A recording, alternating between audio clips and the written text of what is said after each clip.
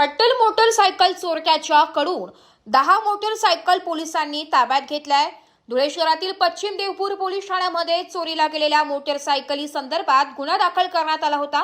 या गुन्ह्याचा तपास सुरू असताना पश्चिम देवपूर पोलीस ठाण्यातील सहाय्यक पोलीस निरीक्षक सचिन कापडनीस यांना गोपनीय माहिती मिळाली की साक्री तालुक्यातील वसमार या गावात चोरीची मोटरसायकल घेऊन एक तरुण फिरत आहे। त्यांनी तात्काळ आपला शोध पथकाला या तरुणाला ताब्यात घेण्यास सांगितले। यावेळी संबंधित तरुणाला पश्चिम देवपूर पोलिसांनी ताब्यात घेतलं असता त्याचे नाव गोलू उर्फ आदिनाथ युवराज बोरसे असल्याचं लक्षात आलं। गोलू बोरसे हा अट्टल मोटरसायकल चोर असल्याने पोलिसांनी त्याला व त्याच्या एका साथीदाराला ताब्यात घेत पोलीस खाक्या दाखवताच त्या दोघांनी तब्बल 3,20,000 रुपये किमतीच्या 10 मोटरसायकल पोलिसांच्या स्वाधीन केल्या असल्याची माहिती पोलिसांनी यावेळी दिली आहे।